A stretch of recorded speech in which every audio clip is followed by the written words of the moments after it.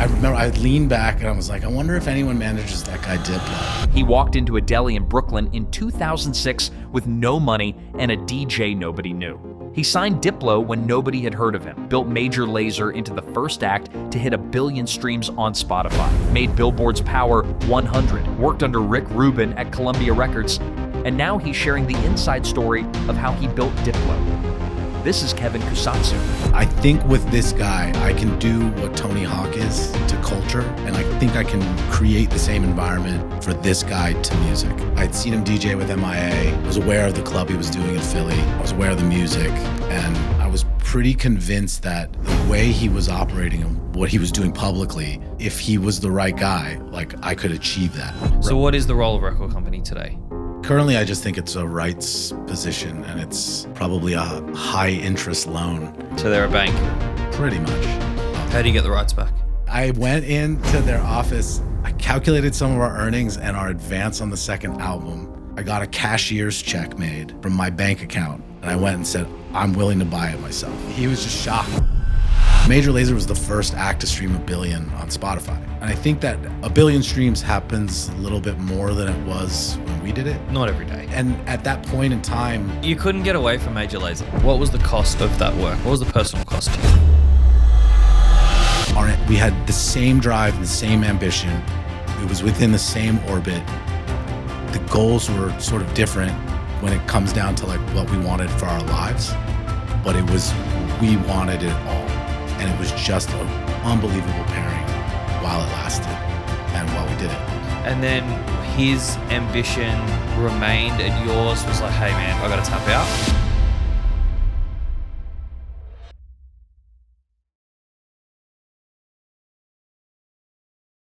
This is the Black Hoodie. We talk to 3,500 comedy and music industry executives on our newsletter at theblackhoodie.com. But you're watching this on YouTube, and we recently had a video get over 20,000 views, which is surprising for an industry podcast like this.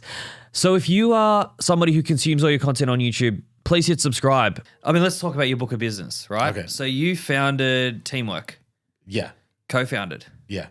And it's an artist management company, has a record company, manages writers. Yeah, that's post my time there. Okay. So when you started, it was just artist management? Yeah, when I started, it was called something different, and I had a management business on my own. Yeah, and then it became something new. And who was your first signing? My first ever management signing? To this company? The company's original name was 8 Days, and the first, I guess Diplo was the first, technically the first one, yeah. Not a bad first single. No. How did you find Diplo? How did that happen? I was working out of a management company called Raven House in LA. And Who are the artists that they looked after? he had there's a guy named Juan Carrera. Mm-hmm. He had Bright Eyes, Modest Mouse, The Walkmen, M Ward. He had a lot of acts, a lot of big independent acts of that time. I mean, Bright Eyes and Modest Mouse they're still big, but they were really, Modest Mouse I think they were moving into the record off of Good News, I think it did 3 million maybe. Peak of the Powers, yeah. So yeah, I was working out of there. Yeah, I remember I leaned back and I was like, I wonder if anyone manages that guy Diplo. And it was like thinking out loud. So was Diplo buzzing? No, this was like, this must have been 2006. Mm-hmm. And Juan had said, oh, that sounds familiar. I think someone wrote me an email about it. And he like went to his inbox, searched, and it was the agent Sam, it was his agent who's still his agent, Sam Hunt. And he was like sort of polling the room with a bunch of people, I guess, about like, hey, is there anyone around that might be interested in doing management for this guy? The crux of his problems at that point were he'd book a show in like the UK and the US on the same day. But I remember. Wait, the agent would do that? No, Diplo would. But he has an agent. Wouldn't the agent be doing that booking? It wasn't as coordinated, and it wasn't. Okay. We didn't have. It was 2006. I think YouTube's a year old at this point. Yeah. Okay. So I get in touch with Sam. We chat. We realize we have some people in common, And then he puts me in touch with Wes, who's Diplo. I'll just call him Wes because Yeah, sure. and I reach out. We have like a dialogue on email, and then I go to meet him in New York. And this is like the fall of '06. And how many tickets was he selling at this stage? Just so I can get an understanding of the gravity of this meeting. Were you talking to someone who was just on the come up? He was opening a show which was part of Creative Commons that Wired magazine was hosting. And he opened, then Girl Talk played, and then Peeping Tom. Okay, we're talking very green Diplo. Yeah, pretty green. Yeah.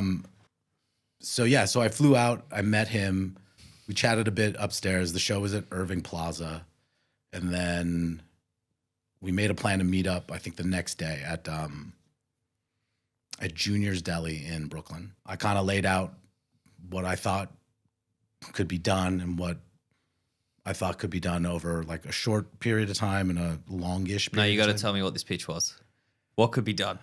Well, it was just about sort of not booking two shows in different countries at the same on the same day. Yep. Just about kind of getting organized. Like, what is it that you're doing? My background is from independent labels, so I understood that infrastructure and the sort of workflow of it. And then I'd spent a lot of time on tour from when I was 17 until that point, so I understood the pace of it. And it was like, hey, let's get organized. What do you have going on? What are you doing? Where do you want this to go? You know, I think I made him a deal. I was like, hey, look, I'll do this for free for 6 months. If you're into it, you hire me and you pay me like a normal thing, and we keep it going. When you say pay me, you mean go to commissions? Yeah, Or, go to commissions. So you were going to be commission free for 6 months? Yeah. At that stage, you probably wasn't making that much anyway, right? No. Okay. All right. And did you sign a contract, or did you only get the contract going after the 6 month period? No, I never had a contract with him. Ever? Yeah. I didn't, never had a contract with him. It was sort of a habit I had picked up from other managers who sort of I had looked towards for guidance and structure about like, hey, how did that guy do it and how did this guy do it? And contracts were really not unpopular, but it was sort of conveyed to me that, you know, if you're worth it, you don't need one. So Is that still the case? I don't know. I mean, for managers in general? Yeah.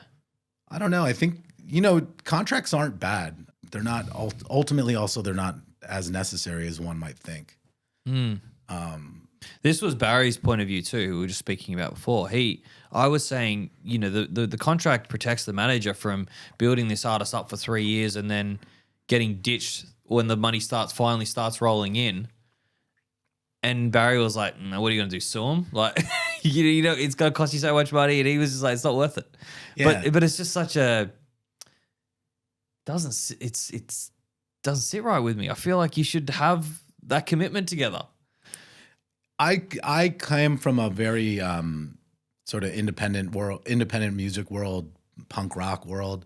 So the idea of a contract, for at least for a manager, seemed very far-reaching. When I discussed with other guys who had done the job and much more successfully than I had, I was just more and more convinced that, hey, if you're good at this, you don't need to use it. Now, I don't think that is the rule. I just felt like it applied to myself. Have you ever signed a management contract with any artist? Never. Okay. Amazing. Yeah. And you won't, I imagine. I don't think so. Look, if a large scale global act, you know, called me on the phone, said, hey, we want to work with you, I'm sure there would be a contract of some form, you know. You would kind of need to if you understand, like when you get to a certain place and you understand the implications, there's several reasons why one should exist, you know. Also, maybe the client is hyper volatile and like maybe you want to have a contract with them because of the way they conduct themselves personally. I had a band, I was managing a band and the band broke up. One of them was just became a crazy drug addict, super delusional, whatever, and went on some crazy legal tirade. And one of the legal accusations was that he never agreed that I would manage him. He never wanted me to manage the band, blah, blah, The rest of the members were fine and happy. Like he was going at everyone. And I had a contract. I was like, here's the ink on the signature. You know what I mean? And put it to bed. And so it's just like, I think that, and that was very early. That was like one of the first artists I ever managed. And I think ever since then, I'm like, you just got to have shit in writing. So there's no gray areas. Sure. Yeah. I can understand. I understand why it does get messy and how it could get messy. But yeah, I just never did them ever. And that's awesome. So you get through I work for you for free for 6 months. Sure. You start commissioning off his work. That pitch to me when you're sitting with Diplo early days was, you're very talented. Your business is a complete mess. Let me get everything structured and let me get everything pointing in the right direction. Was that the pitch? Kind of. I mean, as whatever the 26-year-old version of me, however I said that when I was 26. And I feel like when you're pitching to an artist, every artist wants something matters to them very specifically. It's different for every artist. You know, some want the really close relationship, some want the business acumen, some want the connections. Like, what was it that Diplo, like, why did he agree to work with you? What was the thing that you offered him that he was like, yes, that's what I need? I honestly, I wouldn't know. Okay. I genuinely wouldn't know. We got along. I understood what he was doing. I'd bought his records prior to. I understand. I had a pretty good understanding and knowledge of what he used to do a party in Philadelphia called Holotronics, and they would issue 12 inches and stuff, and I owned a bunch of them, and so I understood where he was coming from what he was doing for work, you know. But I don't know why. I mean, maybe I was the first guy to ask. I have no idea. And you're 6 months in now. You're his manager. You're any commissions. You're building it. What do you think underpinned the strategy of his success? When I sort of leaned back in that office and sort of asked that question out loud, I had an idea of what I thought I could do with an individual like that. How I thought about it was, I think with this guy, I can do what Tony Hawk is to culture, and I think I can create the same environment for this guy to music. And I had come to that conclusion. I had seen him DJ with MIA. I was aware of the club he was doing in Philly. I was aware of the music, and I was pretty convinced that the way he was operating and what I knew of at that point, what he was doing publicly, that I could, if he was the right guy, like I could achieve that. And what made you think, firstly, what made your brain go that way? Most managers are like, just got to get a song on radio, got to get the right support acts, got to build the rooms. Your brain went, I'm going to make him, you know, Tony Hawk is bigger than skateboarding, right? Exactly. Like, how did you think that way about Diplo specifically? I remember it very clearly. MIA had played a show in Los Angeles at the El Rey, and I went. And I remember watching the show, and then he DJ'd a bit before and then DJ'd after. But I remember thinking the whole time, MIA was great, but I remember thinking, like, this is something different. And there's something, the music he was playing, there was no mic, he wasn't his own MC, nothing. But there was something about the environment and that the fact that people were hanging around and stuff. I just felt that it was new. And at the time, I mean, I guess this is 20 years ago now, but at the time it was new. And I think the holotronic scene, they were doing things that weren't very traditional in the club world like they kind of are now.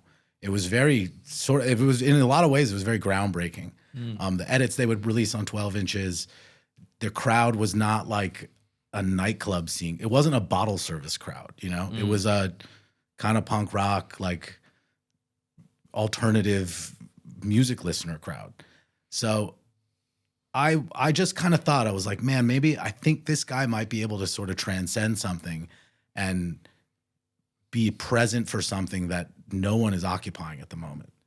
And when I thought about it a lot, there wasn't really anything within music that you could point to at the time that was like it, but there was in skateboarding, where it was like, you know, Tony Hawk, I don't know Tony Hawk must be in his 60s now, but you know, at that point, you're a few years after Pro Skate, the video game, and a lot of people identified the name with just this as a cultural fixture. And I kind of was like, I think you can do that with someone in music who's a DJ. They're not a band.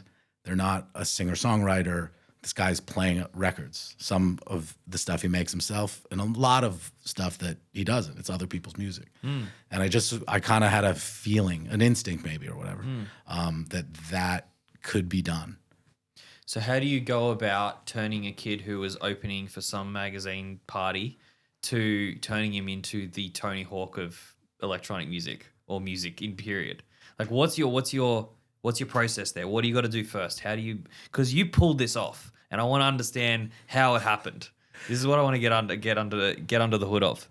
I think early on, my experience up until that point was very hands-on with artists. So when I mean hands-on, it was very tactile, right? It was, you sold merch and it was very one-on-one. Like you talked to the person who bought the shirt or the tape or whatever. Mailing lists were very important and very coveted. They should still be, to be honest. Totally. Yeah. And when I learned about that particular thing, mailing lists were the mail. It was stamps. Oh, true. It was bulk mail drop-offs. It was like trying to get a better rate per weight. There was it was stuff like that. But a lot of that stuff really, a lot of those experiences really kind of set a tone for how to go about working with someone like this.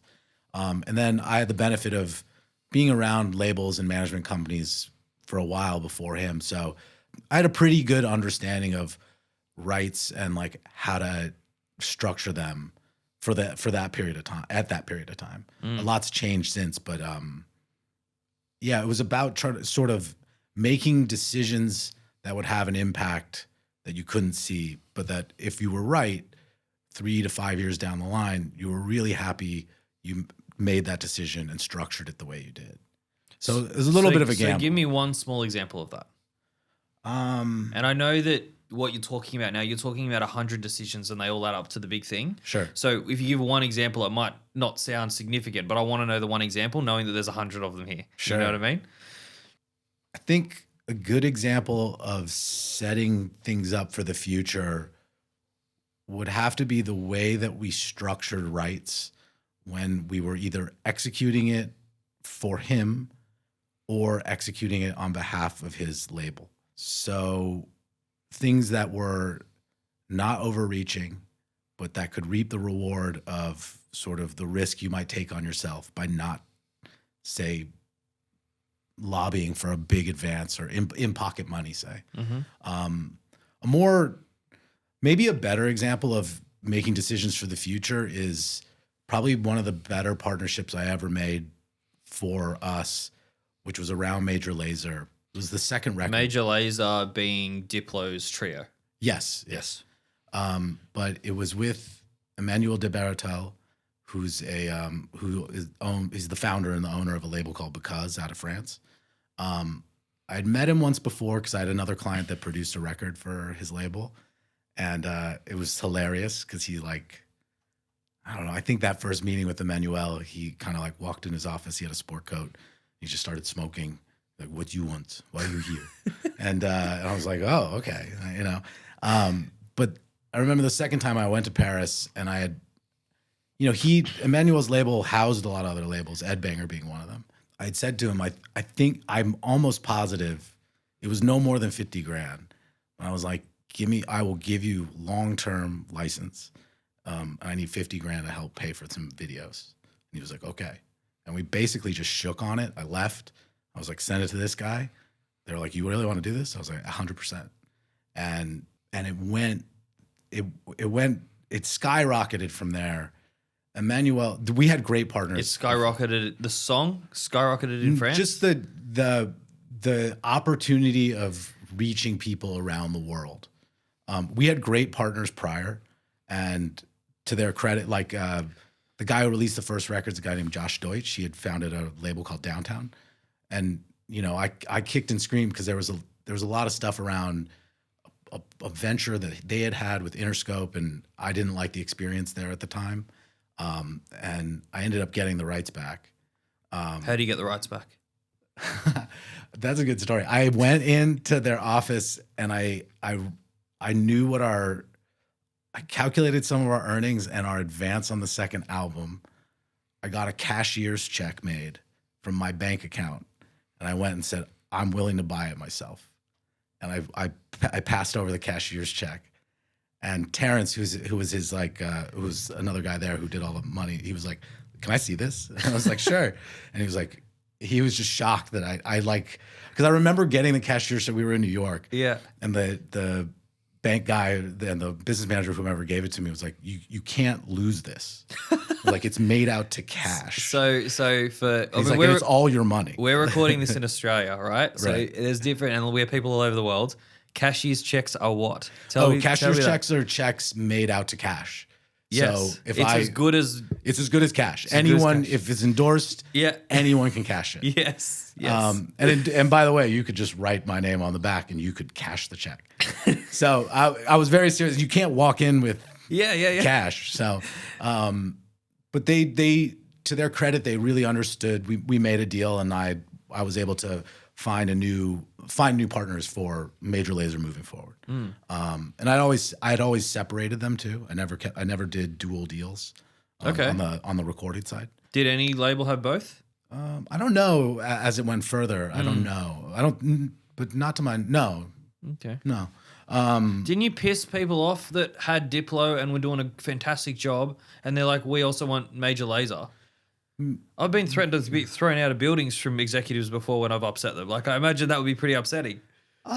We didn't really have a lot of dual stuff. Like, it was never really competing with one another. And Diplo, I always kind of not held back, but never did a deal with a label for Diplo because it wasn't, he as an individual didn't produce music in that structure. He was doing singles. Yeah. In large part, he was always So they were doing all singles. short-term relationships anyway, is what you're saying? Yeah, and he had his label. So we just structured it in a way that he could house his own material. And was that set up genuinely isolated, or was every intentional. Was every song like sub-licensed through a major or whatever? Like, no, we didn't. We didn't work with a lot of majors. Again, we're talking about a period where streaming didn't exist. Yeah. We're talking iTunes and bootlegs and stuff. Like, it wasn't, the CD was kind of over. Like, you would still buy a mix here, and cars still had CD players in them, but it was becoming less and less popular. There wasn't the vinyl explosion that there is today. Music was, for a period of time, essentially free. LimeWire, post Napster, you had LimeWire, you give away an MP3. Maybe we'd do email collection for a song, things like that. But to close the loop on the Emmanuel part, in working with him, what it did was it opened up the world to us in a way that hadn't been available before.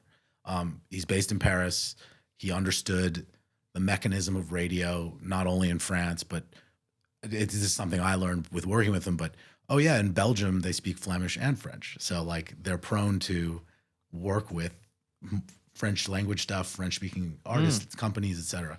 And then he taught us and educated us really on how to conquer Europe. This is all you're talking about, the guy who signed Daft Punk. So he's not stupid. Really brilliant guy. Yeah. And he has unbelievable taste. Like, his office is in Margiela's old work studio in Paris. It's just, it's really beautiful. It's really nice to be around. And he also worked with, I don't think a lot of people know this about him, but he put out a Prince album. I think he put out 2 Prince albums. Wow. Like, he does a lot of French hip hop. So he has France is a kind of a kingdom, right? Yeah. But he more to the point is he really did open us up to the world, and he was able to translate us onto the radio, which we weren't able to really get a hold of beforehand.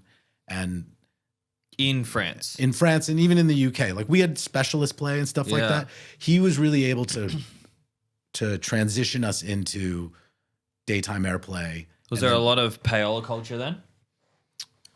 If there was, I wasn't participating in it. I mean, because the labels are dealing with it. Yeah, I mean, I think payola never really went away. It just kind of got, then you called it you changed the name or something. Yeah. It was more about like, you know, he would get before on the. This is the second Major Lazer album. And sorry if I'm talking in pieces. Yeah. But you know, we had always had BBC specialists, but we never got like A-list BBC.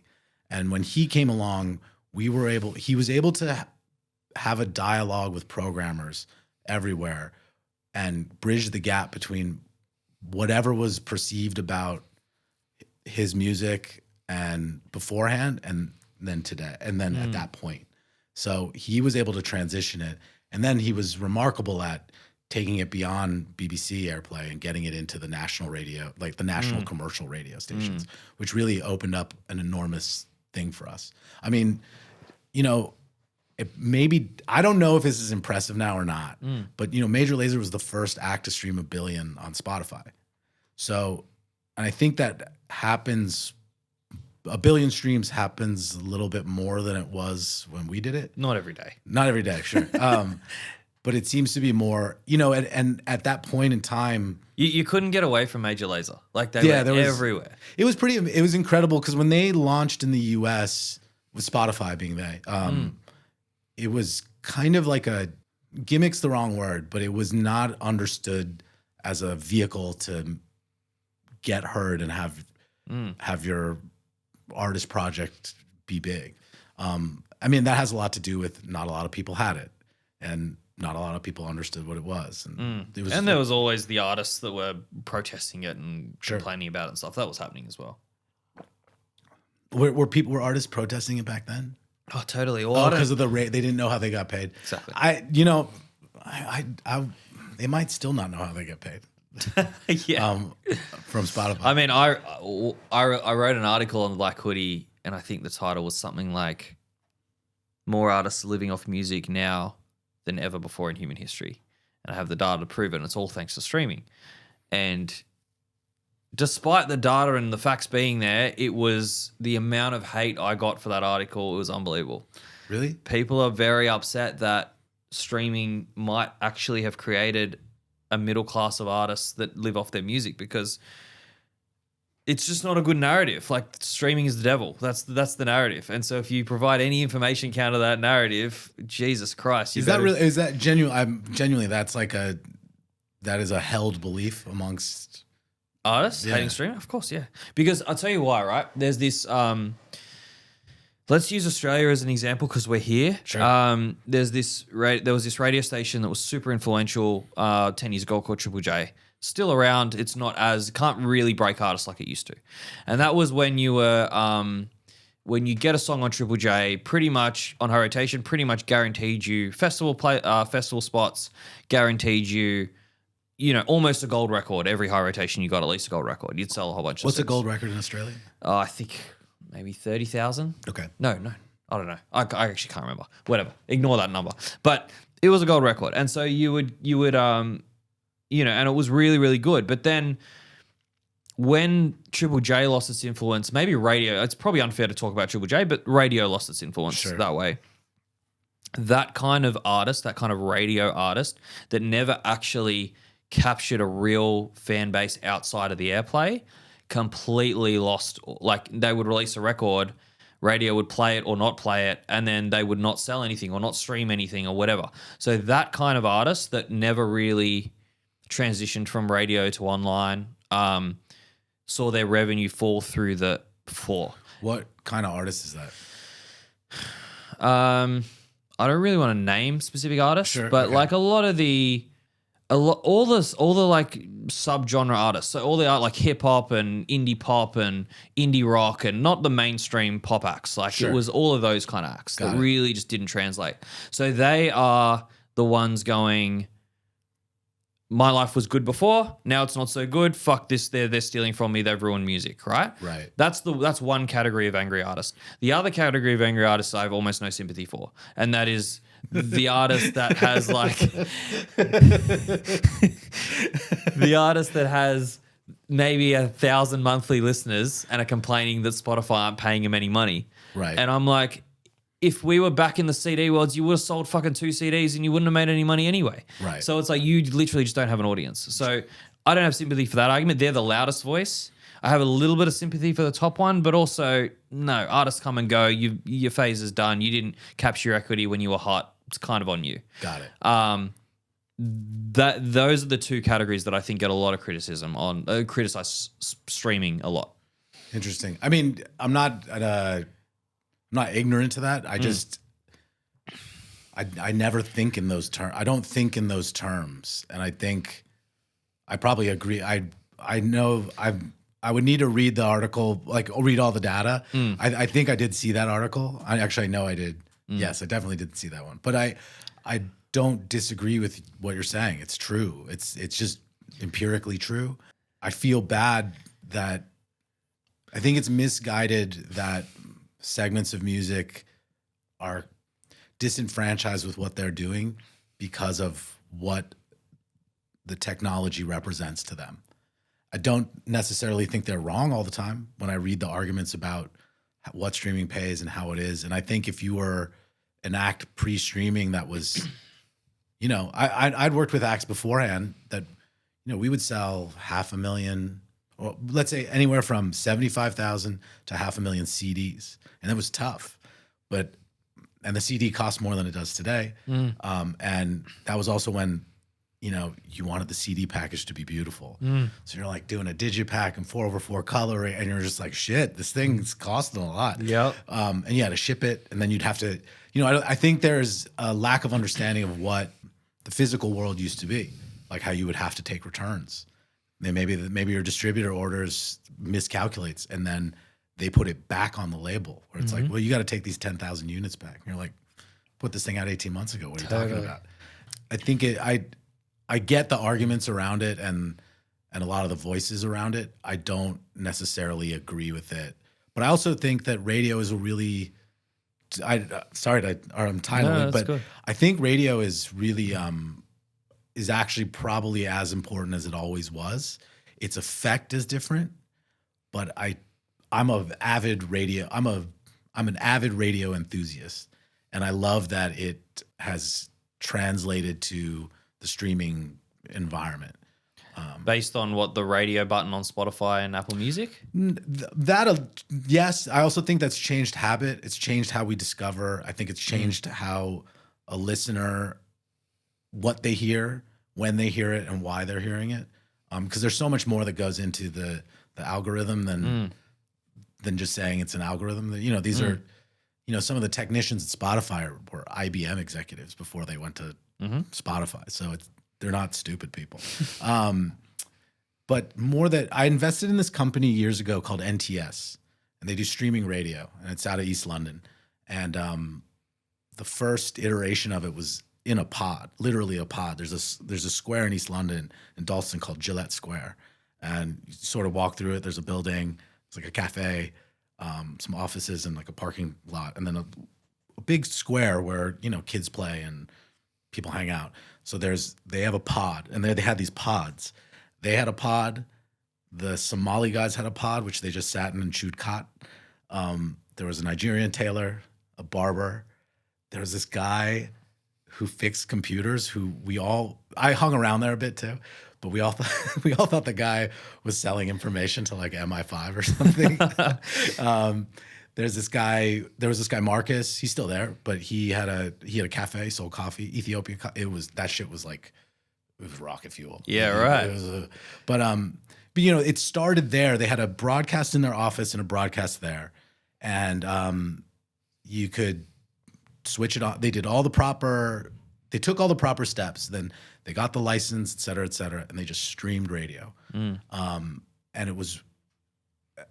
Maybe it was novel at the time. I'd spent a lot of time also around another sort of pirate radio, streaming radio station place called Rinse, who are incredible. And they're great. The founders are great. They're fantastic. But NTS structured themselves like a traditional radio station. So they had this guy, Charlie Bones. This is back when they started. He would do the morning show. He'd get there at like 6 or 7 a.m. and play records for 3 hours. And he's a little bit sardonic, and he would talk a lot, and he'd be like, wow, but it was very good radio. It was very compelling. He does his own thing now called The Do, which I still listen to 3 or 4 times a week. Oh, shit. And he still does like 2-3 hour morning radio shows. He's got a drive time show. He's got everything. But I'm an enthusiast around. I like music in general, but the radio part of it is really interesting. It's really cool to turn on a radio and hear a song that you know, or by maybe the one that you're working on or whatever. And then DAB is sort of undervalued. And then, you can buy a little radio that gets DAB. And I have a little radio here in Australia, but I listen to all the stations. It's pretty interesting. But you're super niche, right? Like most consumers aren't doing that. Most fans aren't doing that. Maybe not, but what I learned with NTS is that there are a lot of listeners. There for everyone that maybe rejects Spotify, say, and wants an alternative for new music, emerging music, alternative, whatever. There is a station that exists that predates even NTS, and it could be a stream of the FM station, and you can find it online and you can listen to it and you can put it on and have it in the background going like you would a playlist or the play button or whatever it is. So I like that there's options, and the numbers don't really lie. Like there are people listening to radio. I agree with you. It doesn't have I don't know from Australia because I wasn't here during that time, but it has everything is a small part of the whole now. So if you're breaking an artist today, you would still put a lot of value in radio? Definitely. I wouldn't spend the money we used to spend on campaigns, but there's an intrinsic value to it. And there are promotion companies that are very good at getting the records that work in the right hands. So like if you're a house DJ or whatever, you probably have a radio show somewhere, right? So like a radio promotion company, those guys, they trust those. You can send them a white label, you can send them an edit, you could send them the new single, and they'll work your record. And maybe it ends up on specialty, whatever. But I've seen, at least through my own experience, what I've seen is you could dismiss the radio promotion thing pretty easy, right? But if you have the right kind of style of music and it works in a category, you get it out there, and all of a sudden you see.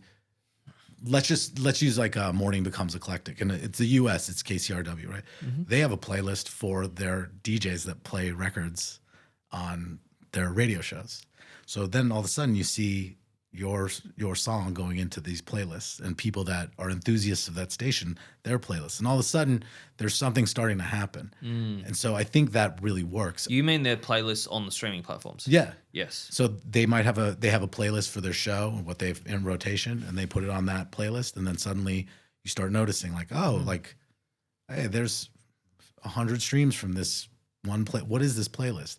Oh, it's this radio show that's online, or that's a radio morning show in the US, but they have their playlist available to anyone because it's on a streaming service. And, Apple too, when they started, like when Zayn went in there and started doing radio, if you were premiered, if you had an Apple Music premiere, you were guaranteed, you could guarantee a lot of streams from that spin on the radio going into their Apple, like, whatever the name of the playlist was, their Apple Radio one. You could guarantee you're going to get a lot of listens based on that one spin. I don't know what the data is now, but it was very effective. And I just think maybe it goes along the lines. I'm not saying it just kind of goes along the lines of what you value and how you value it. And I think the idea that doing music is easy it's not easy. So if I think about your key breakout moment with Diplo was this deal you did in France, and then all the radio and connection it came from that was like a key inflection point. That was one of them. There were a few. I think I worked with this company mtheory for a long time. And they were very instrumental in, I think a lot of people for a while were like, why are you working with these guys? And I don't think I was able to articulate it then, but I know for sure was that they provided something I would probably never have the skill set to at the time, and maybe today still. And they were also very willing to work with me on how I wanted to do it. And I was very adamant about being independent. mtheory are a label? mtheory are a consulting. I guess they're a consulting company. Marketing company? I actually don't know. What Okay. would you call mtheory? What are they? They're like So explain exactly what they did. mtheory in science it's the theory of everything. Okay. But there were 3 principles, and I would say for me, they helped me. They were very instrumental in strategic development, and that goes from things that are structural to things that were typically the job of maybe a record company. And they're maybe the best way to frame them as strategic advisors. Mm-hmm. And were they doing this for artists, or were they doing this for companies and stuff as well? Like, what's primarily their artists. Okay. I know I was like one of the first. I was one of the first, if not the first client. The guy who did the XX, I know they worked with him on like touring, or one category they worked very closely with them on. I think they work with like Jelly Roll now and stuff. I don't know. They're kicking ass. Yeah. They're. I mean, 2 of the founders run Virgin now. Okay. They're behind the acquisition of Downtown and stuff for Virgin. So Okay, they're crazy. not. Yeah, they're smart guys. Yeah. But yeah, they were very important into helping execute what I had wanted to, what I had set out to achieve, and where I wanted to see it go. Thinking about the role, I'm thinking about the role of the record company that played in you building Diplo was, I guess it sounds like it's underselling it, but it obviously was important. The PR side, so all the radio, connecting to the right tastemakers, gatekeepers, etc., and then the brand strategy, which you engaged mtheory for, and the business strategy there. Do you see that as still the role of the record company today? How has it changed since when you were doing Diplo? It's a good question. The role of the record company, I think, has changed dramatically over the last 20 years by virtue of a lot of different things, by what sort of the world is today, and how you access music, how it's much more accessible than it was. You don't have to go anywhere. This could be a whole other conversation about just structurally what record companies are. It's tough to say because the role of the record company has just changed over time, and it's changed dramatically. RCA, before it was a record company, they sold phonographs and they were radio and radios. But before the market crash of the 30s, they had the same market. They had an equivalent market cap to Nvidia today. What? Yeah, but because it was the speculative trading of what radio could do. Yeah. To culture, society, et cetera, as a technology. And now it is a record label and inside Under Sony. Yeah. But that's what I mean. Like it keeps changing and adapting, and it's, I would say record labels are very big. Record companies are really good at adapting. It might feel very slow if you're inside it or you're trying to make something happen now, but they have been pretty great at adapting to the market and figuring out how to.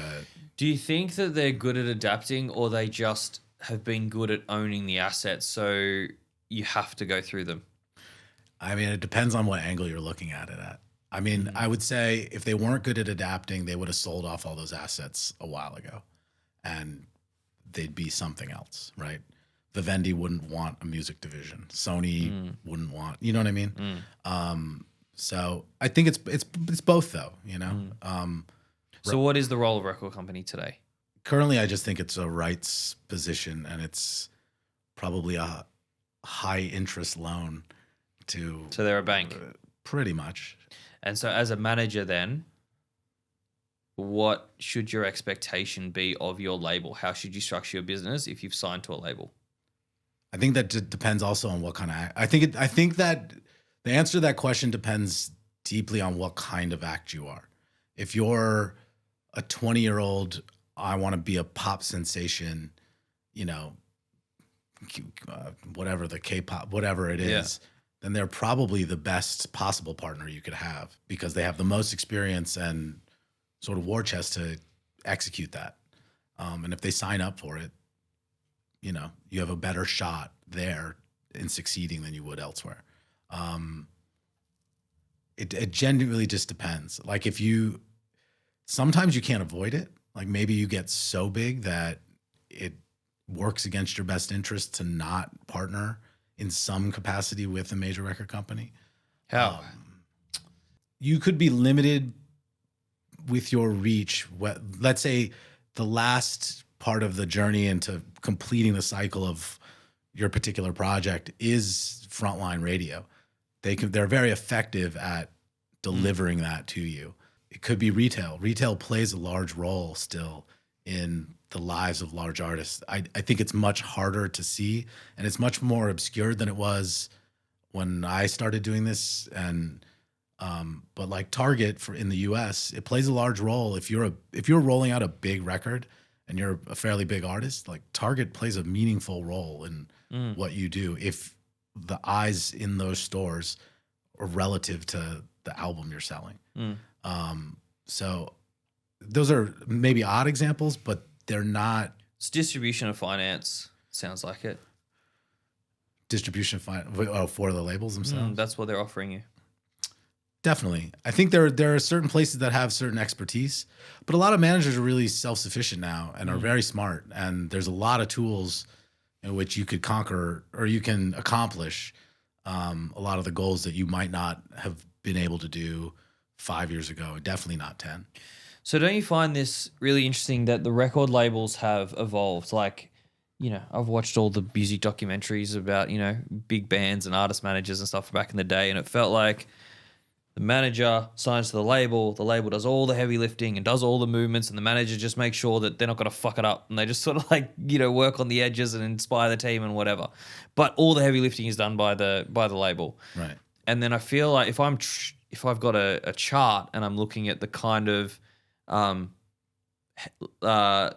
jobs that an artist manager has had to do over the last 30 years, it's probably slid over from the label piece by piece to the manager, piece by piece to the manager. Now you're in charge of content. Now you're in charge of this. Now you're in charge of this, whatever. And it's just like, it's gotten to the point where labels are largely, there's always exceptions to the rules. Sure.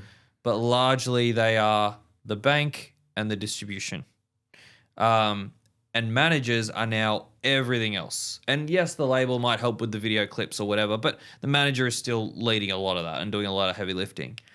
So the manager's job description has maybe 100x over the last 30 years, and the way that they are remunerated is exactly the same. How do you feel that affects the, I guess, professional development, the ability to retain good managers? Like, how do you think that affects the management industry as a whole? Well, I think if you want to make your profession a music manager, you're kind of a little bit crazy. Mm-hmm. Why? Because it's music. Yeah. And there's a lot of career paths out there that don't involve music stuff, you know, whether it's being in a nightclub until 5 a.m. or, you know, dealing with someone's feelings and emotions constantly, whatever it is. I think that the inheriting the responsibility of partner companies from managers is maybe more of a newer trend in today's environment than it was X amount of years ago. From what I know, I think there's a lot of managers that are now doing both roles.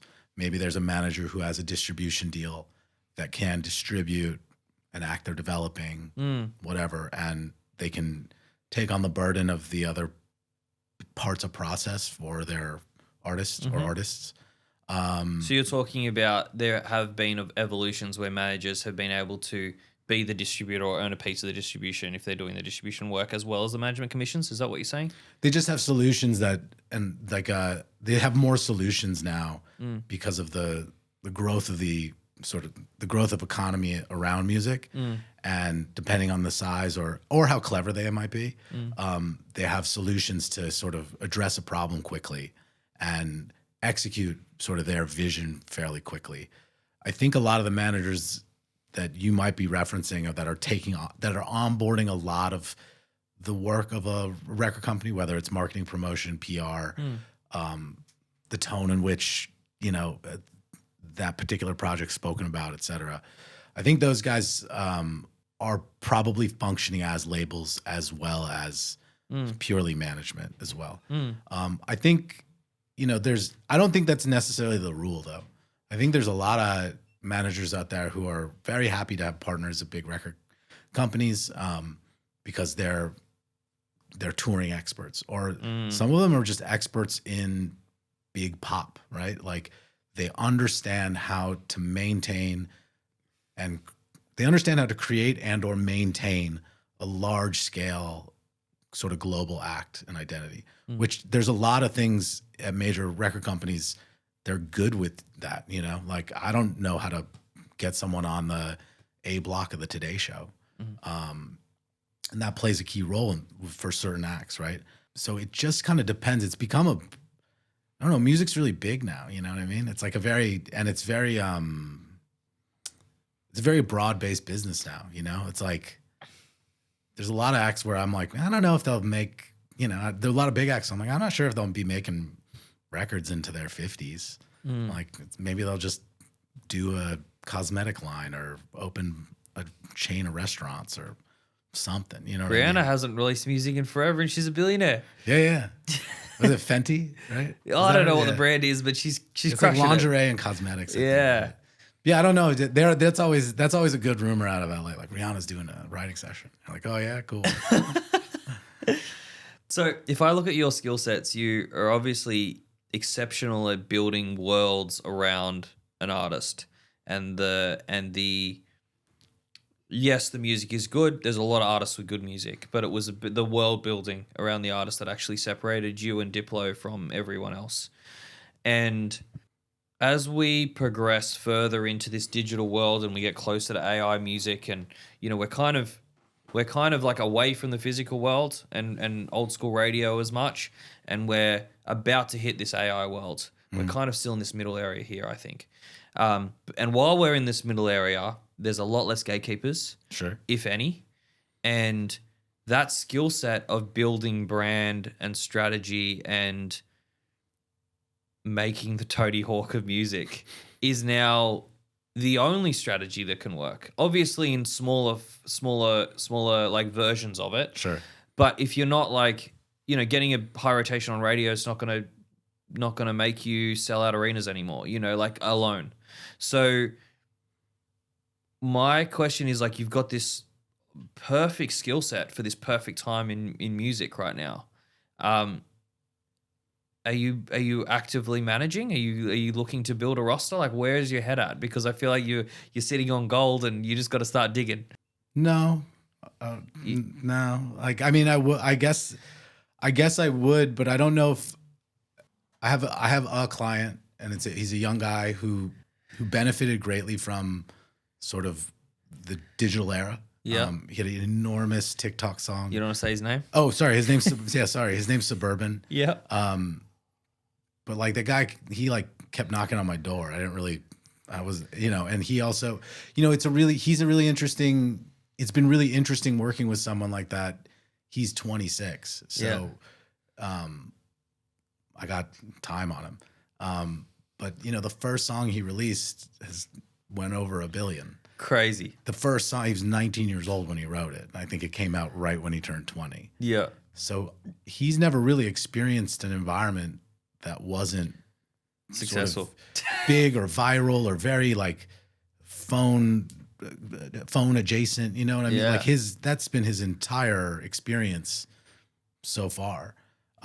So it's really interesting working with someone that's generationally removed, and then the tools they had were wildly different to what I'm used to. So you're still in the game, A little bit. and you don't want to be a lot in the game. I don't know. It would depend on it would depend on circumstance and what happened. Yeah. I'm definitely not against it. I love music. And over the past couple of years I've consulted and done advisory stuff. But I'm an avid music enthusiast. And it's the thing I know the best. I wouldn't say no, but I'm not like, You're not actively on the I live hunt. in East Melbourne in a very quiet suburb that actually feels more like a village. Yeah. So, you know, that's kind of what I've been doing. So you're no longer at the company you founded. You no longer manage Diplo. No. How did those relationships end? I definitely walked away from the management side of the business years ago. Years. It just was a lot. It was a lot to do. It was a lot of work. It was not without its challenges and sort of its demands. There were a lot of clients. There were a lot of employees. But yeah, yeah. Sorry, what was the question? What was the cost of that work? What was the personal cost to you? My hair. And so what do you think? So what was keeping you up at night? You said you had a lot of employees. How many? The workload was crazy. When we had the festival touring going, we probably had slightly under 100 with road crew and things like that. Crazy. At any given, I think there were like maybe 30 some odd employees at like when my peak was. Something like that, between the West Coast, East Coast, and then we had an office in England. Yeah. And you just burnt out and said, "Hey, I'm done." Yeah, it was a combination. It was a lot of things, but it was a lot of things. It wasn't like a drug problem or anything like that. No, I know. When I hear that the way you say you built Diplo with all these different partners and here and whatever, it sounds like the best way to build a career, but also the most exhausting way, because having that many partners and that many different things is like so much coordination and so much alignment. I would say like clients themselves are not without their own difficulties. And I did get burnt from the amount of roles that we had determined we had wanted to in-house. And it was just a lot. I mean, I think it's a symptom of great ambition, which has positive aspects and has negative aspects. And I think with Diplo specifically, since we've been talking about him, with Wes and I's ambition met at exactly the right time. Like if I were looking at it from the outside, I might go, well, that's pretty magical, because we had the same drive and the same ambition. It was within the same orbit. The goals were sort of different when it comes down to like what we wanted for our lives, but we wanted it all. And it was just an unbelievable pairing while it lasted and while we did it. And I'm grateful for it. And then his ambition remained, and yours was like, "Hey, man, I've got to tap out." It was just our goals started. They just weren't as aligned anymore. And creatively, because I'm seeing him online talking about how AI music is the best thing since sliced bread. Okay. That seems like that seems like a new idea that is in his spirit right now. I don't think 15 years ago Diplo would have thought that, is my guess. I've never met the guy. Oh, I don't know. Wes is a sharp guy. I get sent clips, and sometimes I look at them, sometimes I don't. Which thing are you talking about? Did it piss a lot of people off or something? Yeah, so he's copping a lot of criticism right now for his view. I'm not even saying I necessarily disagree with him, but his view is that people don't give a fuck. If the song sounds good, it sounds good. And if it's AI, it's AI. If it's a real person, it's a real person. It doesn't matter. So I'm a DJ. I'm going to pick whatever sounds good. Why the hell would I get a vocalist who's going to give me a headache when in 2 seconds I can get the exact vocal I want on my track and it's done? And people won't care. I think I've seen this one. Is this one with the kid or with somebody else? I don't know. There's one with like a kid. And maybe I'm paraphrasing or whatever, but that's the sentiment of his view. I think something to understand about Wes is that, I guess whether or not you agree with him or not, he is probably 5 times more active than some of the most active people you know. Active being hardworking? Being involved in whatever's going on in culture. He wants to be a part of it, and he's active. He's always doing an event or a club night or something. So he's probably getting, I would think, some of the input and maybe some of what you're hearing are based on the last lunch he had with whomever. I mean, he might be an investor. Is he an investor in Suno? I don't know. I don't know. Probably. Yeah. I would assume so. But I think anchoring any ire to Diplo or to Wes around AI and the comments he makes around AI music is misdirected, because it's probably just you don't like the messenger, B, you never like the messenger, or C, that you completely disagree, and it could be all three. I'm not sure which one was it you said, Suno. I'm not sure. I don't know enough about like its UI, how. Have you ever used Suno? You've No. never used it? No, Do you know how good it is? no, I've never used this. Oh my God, I got to show you something. All right, so I was going to interview the founder of Suno. They just raised $400 million. They are on fire, right? I know about the optics of their business, which sound. It's what is it? It's something like it's over $5 billion valuation, and they're in like a D round or something. Yeah, something like that. So I got to imagine, how many paid customers do they have? I don't know. I don't know numbers off the top of my head. I got to imagine. I know they have a lot of customers, and just understanding the logistics of the software itself and the computing. I would imagine whatever they're making in revenue is debt is short because they can't keep up with the computation costs of the actual product itself. So you're saying they're losing money on every customer? probably. Okay. I'm basing this purely on. It's hard to disagree. Like, it's probably true. I'm just basing this on what I know about computation, about the carrying costs of companies like this that work within software like this. Yeah. I would imagine if the music community is suspect of sort of a speculative player in an untested and really unknown technology platform or tool or form, whatever you want to call it, it's fair, probably rightful. However, it's unclear whether or not these companies survive and become something that is everywhere all the time at our fingertips. Because I don't think I think the casual user of, I'm saying this without, I genuinely don't know a lot about it, like what the thing is. I know people who are on the board, I've read things, but like, if I just think about a customer, let's say they have 1 million customers, right?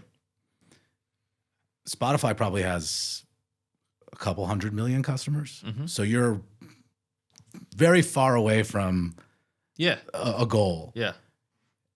I think the average person and their interaction with music is probably very ambient, by way of like the average person like hears music in a shopping center or on a radio, or I like that song, or they see it on a event special for television or something.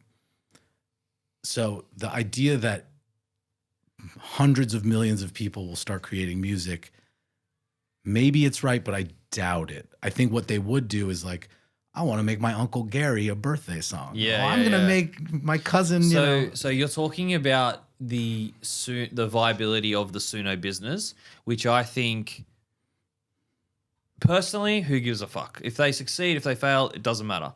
What does matter is the technology and the implications of how good it is.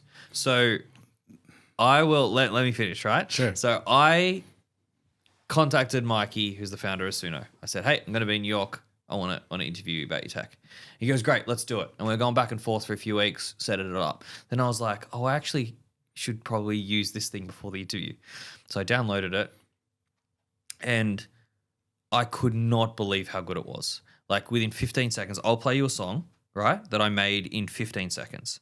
Do you know there's this rapper called Connor Price who I like, right? I just copied and pasted his lyrics. I put it in the system. And I put in this prompt that was like, turn this into a blues song, right? Okay.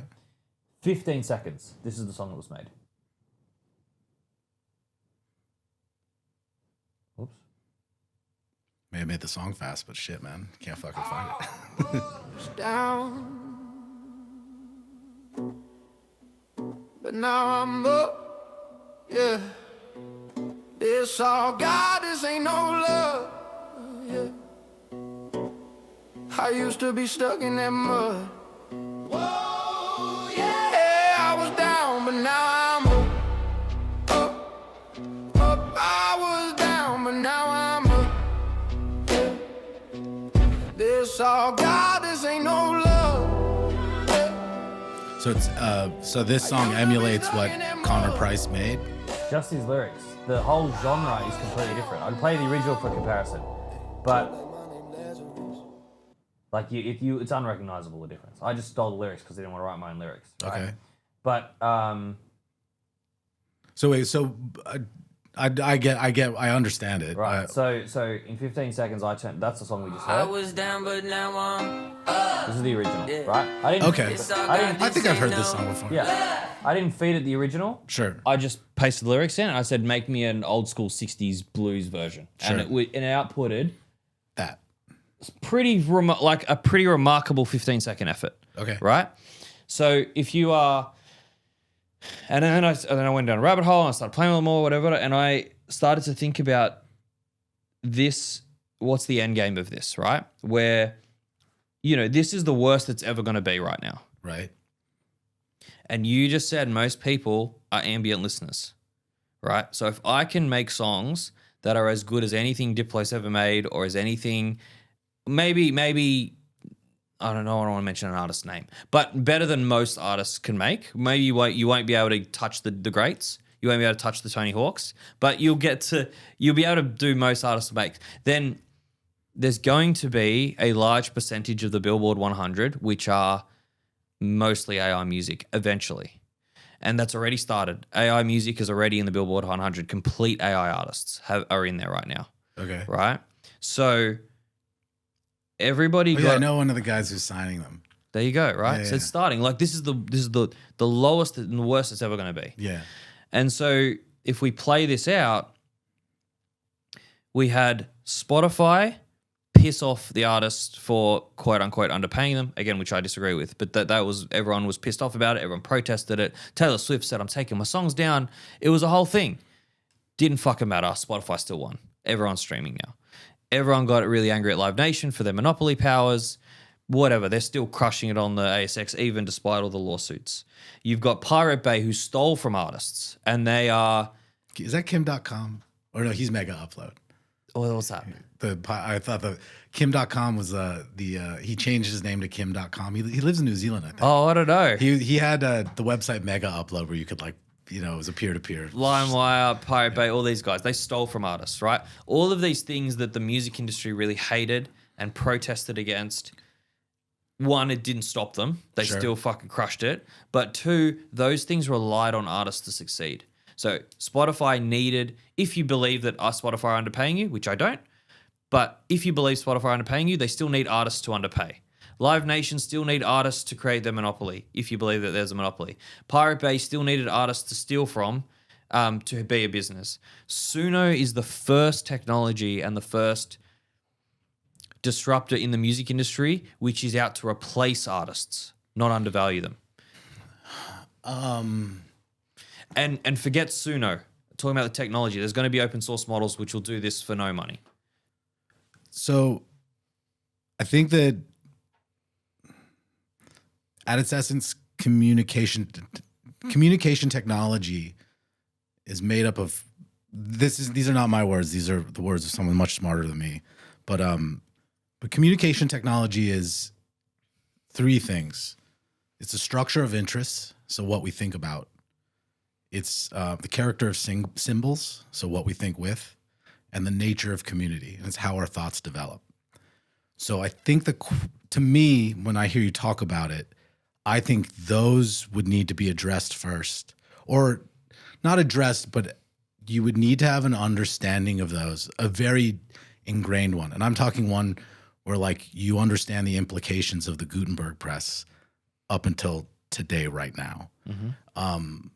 Movable type changed our perception of childhood and what is that? Movable type? Yeah. The printing press. Oh, okay. Yes. So, but the printing press fundamentally changed our social view of a created childhood in a lot of ways. Mm-hmm. Before that, it was like, Luke, go grab a shovel. You know, like you look like you can hold it now. Yeah. You know, so I'm not sure we've even reconciled with that completely. But I think those things are something to think about if you want to provide a vision of the future that includes a Suno or whatever. I'm not sure it is. I genuinely don't think, I'm not against AI, and I'm resoundingly in the middle, because I'm not sure that it changes the outcome for human beings in a negative way or a positive way. I don't really know. I don't know if one particular product that's probably not covered, like, I don't think that one particular product today is going to dramatically change the landscape of music. Or dramatically change our relationship to it currently. Maybe it does, right? Maybe it doesn't. In the maybe it does category, maybe it's that they end up buying the rights, the master rights or whatever, from all the private equity that's been buying rights, music rights, and they buy it and they make it more equitable back to the originator because of X, Y, and Z. And they figure out a way to go, no, we can attribute this to X, Y, and Z. Maybe they just become another record label. Maybe they become part of a much larger economic infrastructure that's digitally based. So maybe their aim is to not take over music, but it's to be the audio solution for Roblox. I think Roblox does something. But then that still will cut all the sync revenue massively. Yeah, maybe it doesn't though. It's not. I don't think it has stopped. From what I can tell, this is all relative. How old is Suno? Like 3 years old? Yeah, maybe. Don't know. Someone there told me who I really like. He was like, Kevin, when's the last time a song came out and was like, hey, check out my new beat. I made it in Fruity Loops. I was like, oh yeah, never. No one's ever said that to me ever. Like, hey, check out my new song. I programmed it in Ableton. Never one time has that happened. Yeah. So that's where my sort of optimism leans into. I think all the producers are using it, whether it's they're being vocally in front of it the way Wes is. I think a lot of professional music producers, songwriters are likely using it in some capacity. I 100% agree. But where I think it's going to change is I think sync revenue will go down. I think, and I think that the type of artist that is going to be successful in the future is not going to be not necessarily going to be a good musician. It's going to be somebody with the skill of Rick Rubin, who I know that you worked for and I want to ask you about. Okay. It's going to be someone like Diplo and Major Lazer, who is a brand, an IP, a character that releases music. I don't think it's going to be the proper John Mayer, like student of the art. It's not necessarily, because anyone can make music now. So we're going to have this huge glut of music. So it's going to be about the brand moving forward rather than the true craftswoman. I think you're right. However, I'm not sure that's to call it making music. We might have to come up with new vocabulary for it, number one. And number two, it'll just be content creation. Possibly. I just don't know how it affects what I know people enjoy about music in general. Not like just in general. Mm-hmm. Whether it's a friend of mine got married last year. He had what was the count? I think I counted 18. 18 people live band for his wedding band. It was incredible. Mm-hmm. Everyone had the best time. Mm-hmm. Truly the best time. And these guys ripped. Mm-hmm. They were killer. I think there were 5 singers. You know, it was the whole works. Mm. And I just don't see a little thing. No, live music, I actually think will go up. So live music's different to the recorded music industry when we're talking about here. But I think that has to do with like having a vision for the future in which you can adapt around or to. and having a vision for whatever it is you're doing within the media arts that sort of that utilize technology to do it the way you want to do it. And there's a version where it creates a lot more opportunity that didn't exist prior. And then there's a version, to your point, where it closes off opportunity that did exist prior. So I certainly don't think the sky is falling. And I'm not, I don't know, I have no idea of what the future might be if you're 5 years old today and you decide to take a swing at being a professional musical artist. And how we define that for generations to come is completely sort of unknown. So I think it's pretty difficult to say. Like, for instance, when we got Major Lazer into Fortnite as a character, the Unreal Engine followed commands from a human. You know, there's this. I asked my friend Ilva, who's a friend of my wife's. I said, hey, you know, we need to do these things. They're called emotes, and I sent her videos of them. I was like, you're an incredible, unique dancer. She's an artist. She's it's a really like, whoa, I didn't know people. You would think a computer made this person. Yeah. But I was like, hey, can you do a bunch of them? Can you do a bunch of short dances? And she did, I don't know, I think maybe she did like 15. And they put it on Unreal and they mapped her body and they created the emote from it. Sick. But it was with a person, you know? So, and maybe you won't need that moving forward in the future.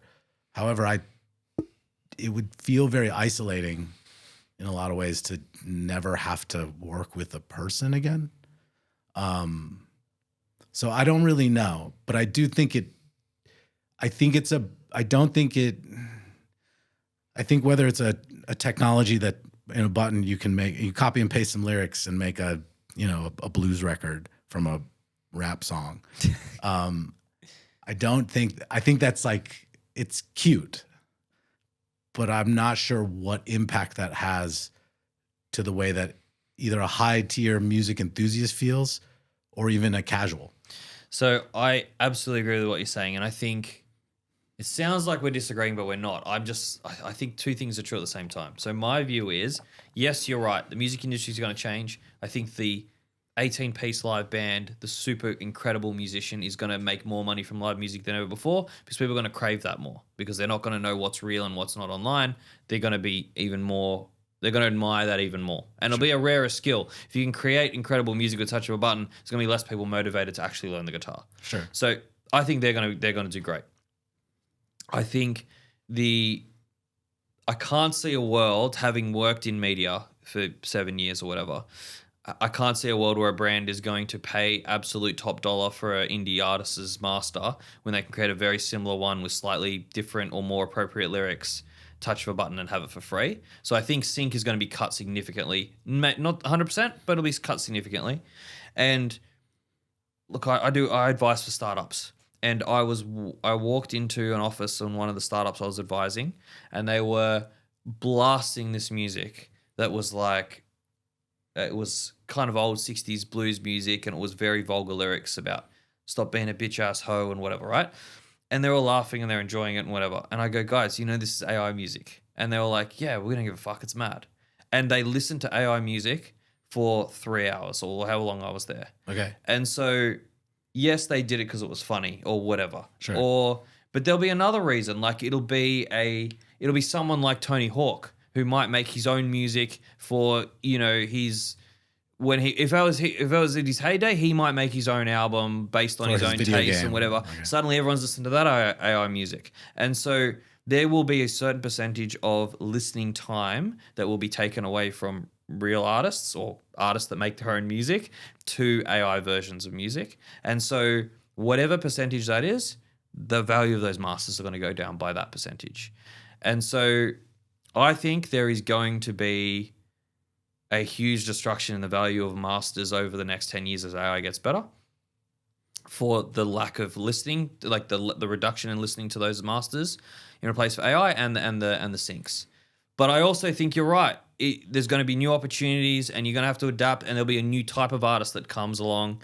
The next Rick Rubin, who instead of sitting with Jay-Z for 3 months, is actually just going to make his own Jay-Z record and will have his own story and narrative about it and make his own cartoon shows like Major Lazer and do all of that. I think there'll be crazy opportunity like that. And two things can be true at the same time. But I do think some people are going to get fucked up. Probably. Yeah. I mean, So this was the realization that I came to when I was about to interview Mikey in New York, right? Okay. And I was like, I'm not a journalist. Like, I'm a freaking business guy that likes to talk to other executives and talented operators. So I'm like, I don't want to blindside the guy with my views here. So I'm going to write all of my thoughts out. I'm going to just write as if it's an article I'm going to publish. And I wrote it all out and I put it as a draft on my Substack and I sent it to him before the podcast. And I went, hey man, just want you to know where my head's at here. Like, I don't want to blindside you and I'm happy to talk about it. Tell me I'm an idiot. Tell me I'm wrong. Even if you want to just publish this, give me a quote, whatever. But I just wanted to be upfront with my views at the moment, and let's see if they change on the podcast or whatever. Just completely ghosted. Never heard from him again. Like, that was the end of it. He got it. I think he got a bit upset. But I don't think the industry, I mean, maybe the majors do because they're the ones doing deals with these guys, but I don't think the industry truly understands the level of disruption. I don't think there's going to be a bigger technology that has disrupted the industry more than this one. More than Spotify, Pirate Bay. I don't know. I think that partly it's assuming that the big record companies are run by people who aren't thinking about this stuff already, which I think is a mistake. No, I think they're the exception. I think they know. I think it's everybody else. See, this is where I agree and disagree with you, kind of like where like I think the 20-whatever-year-old who's got our label and is very savvy with TikTok, social media, they understand the dialogue of being online. They're the mod of a Discord, whatever. I think they do understand what it is, and I think they'll probably be the first to determine how it's really used. It probably won't be the investor DJ or whomever, right? So I think time will tell. I think if you're getting into music to own valuable rights, and that's why you're making music. It's probably not what you should be doing anyway. I agree with that completely. And I'm sure someone, whether we know them or not, will utilize it correctly. What did I read? I read this thing. What's that guy? Charlie Puth. I read a transcript from a Charlie Puth interview, and he was talking about how Glenn Campbell had suffered a stroke, but they were able to utilize AI to emulate his voice so that his voice could be on a recording again. And I think there's some nightmare version scenario where it's like, fuck, man, like Madonna's like it's been 150 years. Madonna's still putting out records. Yeah. So in that instance, super cool use case. Yeah, it's super cool for a ton of different reasons. Yeah. Also, the source is an incredibly prolific musician in his own right, and then he had his own career. So that's something and it's also like he had a true physical ailment that didn't allow him to utilize his voice. So that's really interesting. Yeah. I'm sure it won't all be that. Also, translations. Like, I'd love to hear those massive Arabic hits in English. You know, like, I think that would be so cool as that starts happening. Yeah. I don't know. Does it translate well? Is it? No. Arabic and English translates very poorly, but I reckon there's a way to do it where it'd be cool. I've got some ideas about it, but I think that the translation use of AI would be really sick. Yeah, I think. I like what AI's. I mean, weren't we calling AI deep learning like 5 years ago? Yeah. So like this shit's been around a while anyway. Yep. So I find the future exciting, and I think if you're resisting it, something that's very obviously affecting the results for human in various ways, you might be left behind. You know, even using it just for self-organization, it's pretty great. Totally. You know. Yeah. I reckon I spent about the equivalent of, because I'm on subscriptions, about $43,000 worth of tokens last month. Jeez. Yeah, it's I'm both. So I have this weird relationship with it where I am all in, and I'm probably a top 1% user. Okay. But I am so pessimistic about it at the same time. So like it's just a weird dynamic I have. But I agree. But it would solve. I mean, if you were into adventuring, right? Like, and you could upload every state park map, Yeah. any Fucking A. book you'd read about like explorers. I don't know, maybe you discover like some lost civilization or something. I mean, there's like wild. implications way beyond a blues song made from a rap song. Yeah, in yeah. 15 seconds, you know? Yeah, like that staff might be listening to it now. I don't know. It's so unknown that I wouldn't say with any certainty I would have a even remotely good view on what it becomes. Yeah. All right. So you're sitting in your office, blank whiteboard, Okay. and you're trying to work out where the next opportunity is for music right now. You've got the money, you've got the will, you've got the time. You now, Kevin, are going to get back into the music industry in a big way, and you're going to whiteboard all night, and you're going to look for the best opportunity in music and the most exciting opportunity in music. Where do you think you would end up after a session like that? And it's today. Like I know everything Today. I know. Yeah. You don't know anything else. And it's a music company. Yeah. Where is the opportunity in music right now in 2026? I'm picturing a whiteboard. I don't know. I'm not sure I have that great of an imagination. I think it would be if I could take the time to pursue greatness and someone who held greatness. That's what I would look for. So find another Diplo. Someone that inhabits greatness and someone whose agenda is for greatness, not for fame, not for riches, but for like pure play greatness. Define greatness. To me, in music, it would be someone who is solely focused on like reaching the essence of what music does to other people and has the effect that it has on them, to have them pursue that because they want to give that to an audience or a listener or whatever. That's what I would focus on. I wouldn't even focus on genre.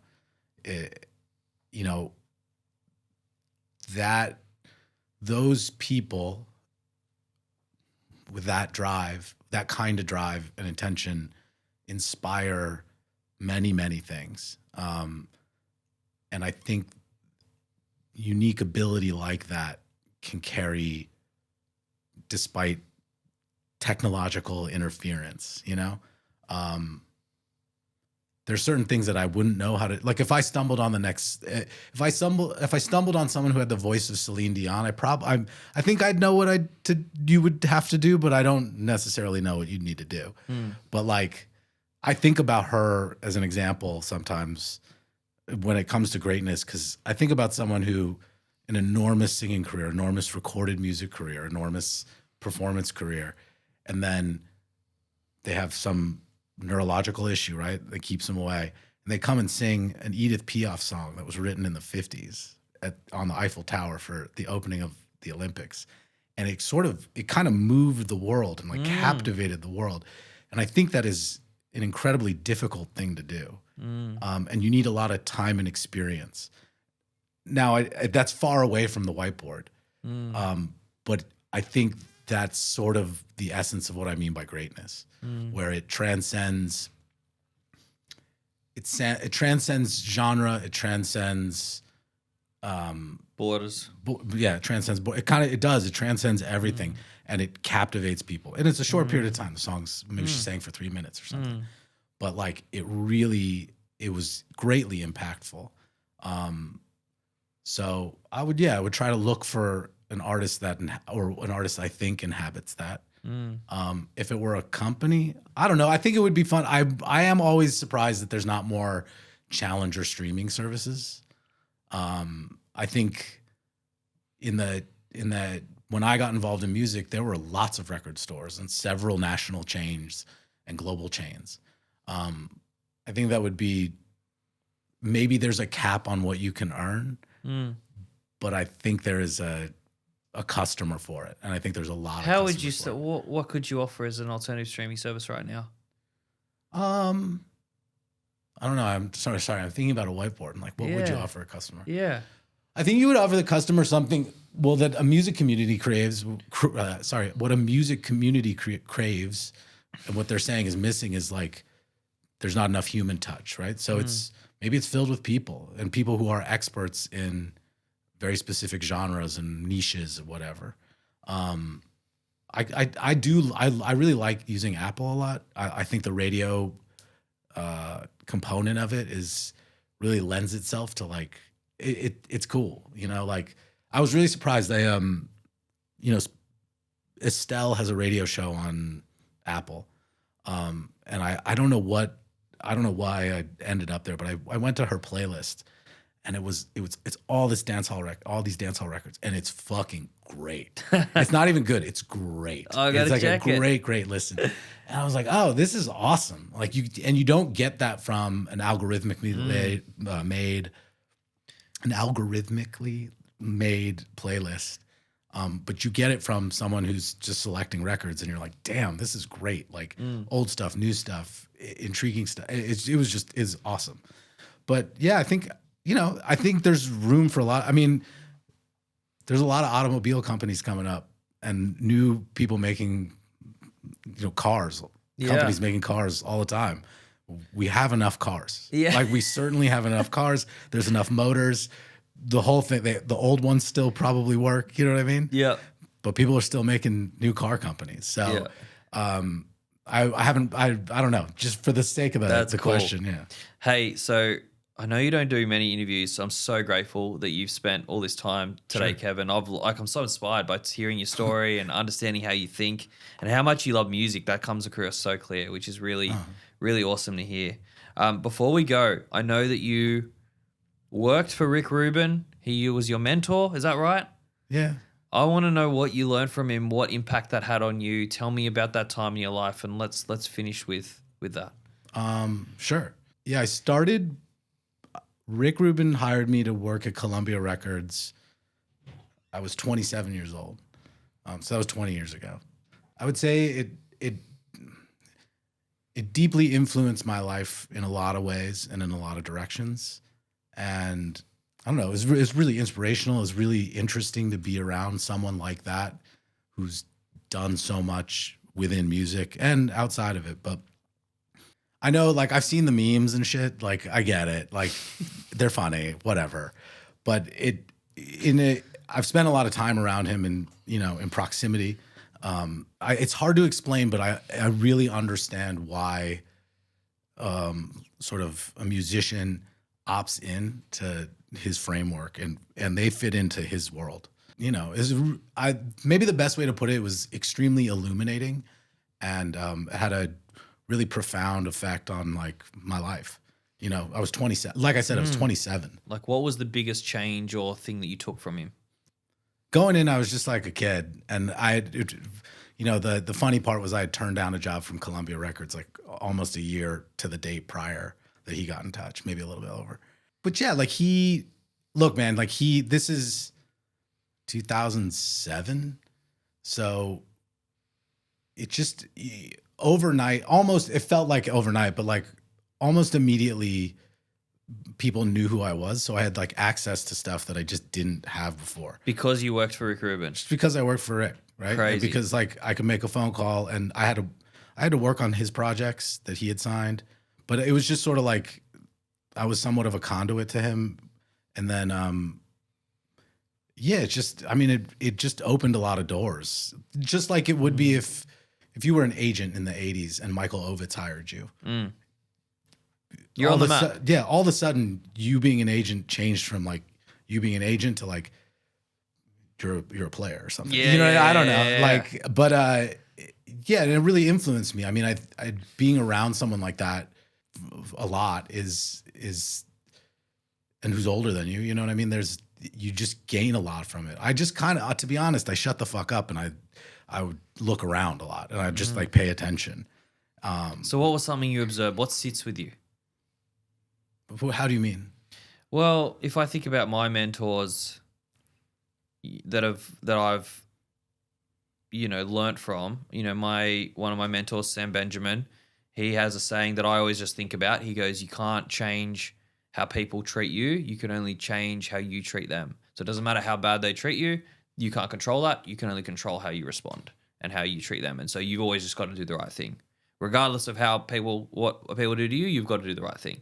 And so that's one thing that sits with me, and I always think about that when I'm in a huge situation of conflict. Michael Taylor, who died recently, was an A&R at Universal, and he said to me, and I didn't believe him at the time, but I've since sat with me, and I've since adopted this as I've gotten older, where he says, you've got to make sure that everybody wins in a deal. You can't just be the only one that wins. You can't just take everything out of the deal. Now, he gave me that advice while I was negotiating with him, and I'd only just met him.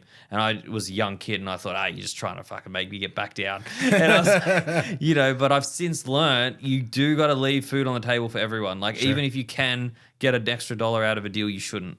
You always, you don't necessarily have to take it. Right.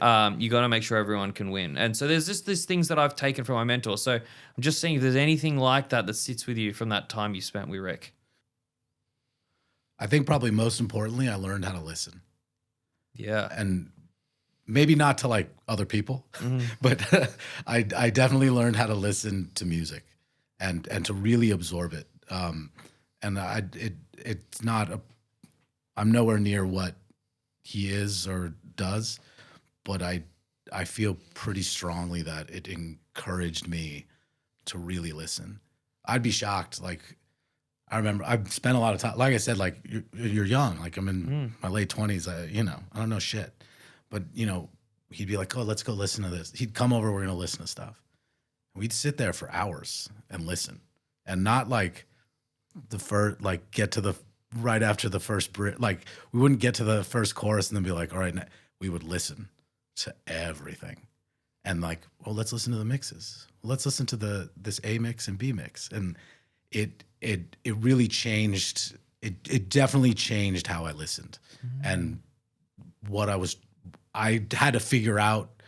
I was probably too shy at the time and intimidated maybe too, like to go like, what are you listening for? But he would do this thing. But you appreciated the patience and actually like really sitting. I mean, with dude, it. the guy, like, it was pretty fucking incredible. You're like, hey, what do you want to meet me for? Like, and he's sitting there. He's like, I remember the first meeting with him because maybe 20 minutes into the meeting, he kept saying "we," and I was like, what the fuck is happening?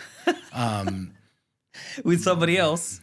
What's that? You were meeting somebody else. The first time I met him, and he was like, I guess seeing if I wanted the job. Oh, like, yes. Yeah, he kept saying "we," and I was like, whoa, okay, I guess I think this is happening. Yeah.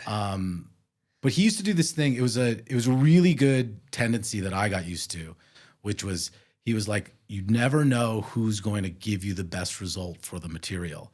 So he would get, let's say you have a finished recording, but he would get, say, 3 different mixers, and he would title the mixes A, B, and C, and you would just blind listen to the mixes. You wouldn't, and the results were always varying, and there was invariably always a surprise, either with the artist who thought they wanted mix A, but they really liked mix B, and it was the thing that on paper I hate that, and it really I adopted that habit. And I really onboarded that because it was extremely helpful in figuring out what the best thing was for the material. And what I think probably the thing I took away from that experience the most was it is what's best for the material, because the material conveys what happens to everything else. It was a extremely valuable lesson for what I do for work and for how I enjoy music in general. And it made me like it over time too. It's been a while, right? But like over time, it's made me enjoy music even more. Yeah. I can really feel how much you enjoy music the way you talk. Kevin, time just flew, and I'm so grateful for coming on the Black Hoodie. Thank you so much. Absolutely. Thanks for having me. Thanks, man.